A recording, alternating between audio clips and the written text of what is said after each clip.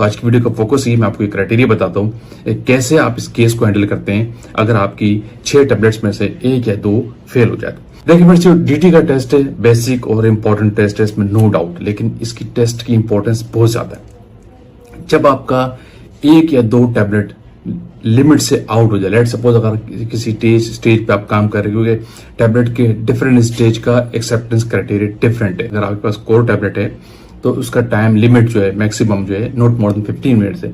आपके पास कोटेड है तो उसका टाइम लिमिट कुछ और होता है, 30 मिनट्स होता है। सिर्फ आपके शुगर कोटेड है, इंटायर कोटेड है, तो हर एक का एक एक्सेप्टेंस का टाइम पीरियड डिफरेंट है। अगर हम कोर की एग्जांपल ले, लेट सपोज आपके पास लिमिट था नॉट मोर देन 15 मिनट्स, इसमें आपकी 6 की 6 टैबलेट डिसइंटीग्रेट हो जानी चाहिए, लेकिन आपकी 2 या 1 टैबलेट नहीं हुई, तो फिर आप क्या करेंगे? कुछ टैबलेट्स आपकी 17 मिनट पे हुई या 18 मिनट पे हुई या 20 मिनट पे डिसॉल्व हुई, आपने देखा 20 मिनट पे इंटीग्रेट हुई।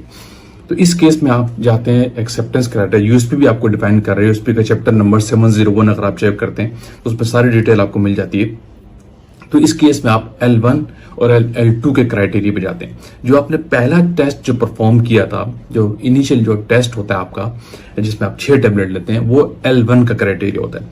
लेकिन अगर कोई एक टेस्ट जब फेल हो जाता है तो फिर आप दूसरे क्राइटेरिया पे जाते हैं, वो होता है L2 का क्राइटेरिया। इसमें क्राइटेरिया होता है, इसमें एक्सेप्टेंस ही होता है, जिस बेस को आपने फिर क्वालिफाई करना होता है। तो पहले जो आपने 6 टैबलेट्स ली हुई थी, जिसमें से 2 आपकी लेट सपोज फेल हो गए डिस्टिंग्विशन टाइम पीरियड पे, तो फिर आप 12 टैबलेट्स का टेस्ट अगेन लगाते हैं, उसी में से उसी बेच की रैंडम टैबलेट सिलेक्ट करके।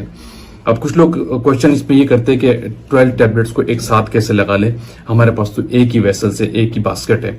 तो कुछ जगहों पे डिसइंटीग्रेशन एक सिंगल वाला भी होता है, स्ट्रोक सिंगल चल रहा होता है, और बहुत सी जगहों में अब तो ऐसे एडवांस आ गए कि 2-2 स्ट्रोक चलते हैं, जैसे कि फेराबिलिटी मीटर भी 2-2 चल रहे होते हैं। तो आपके पास 2 है या सिंगल है, no issue. Let suppose normally हर किसी के पास 2 वाला होता है डीटी अप्रेटिस जो है। तो 2 वाले के अंदर आपने वही मीडियम दोबारा ले लेना है, सही है, और आपकी 12 टैबलेट रैंडमली सिलेक्ट करनी है और 12 को टेस्ट लगाना है। ये एक्सेप्टेंस क्राइटेरिया होता है। ये है L2 की स्टेज। इस स्टेज पे आ जाते हैं जब पहले स्टेज पे आपका 1-2 टैबलेट फेल हो जाए।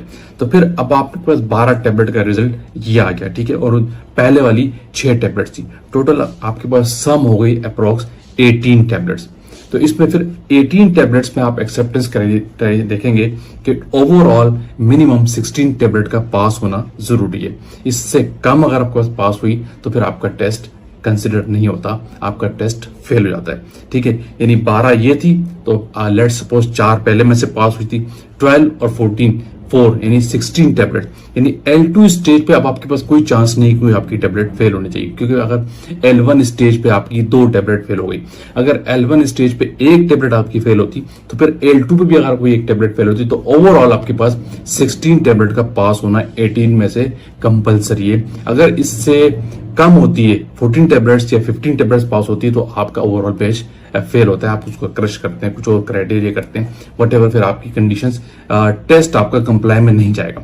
लेकिन अगर पहले स्टेज पे, दोबारा बता रहा हूँ, 1 टैबलेट फेल हो गई या 2 फेल हो गई, आप L2 स्टेज पर जाते हैं और 12 टैबलेट्स का टेस्ट लगाते हैं, और उस 12 के अंदर आपकी फिर 18 टैबलेट का सम रिजल्ट देखते हैं, जिसमें से 18 में से 16 टैबलेट का पास होना कंपल्सरी। तो thank you for watching. Allah Hafiz.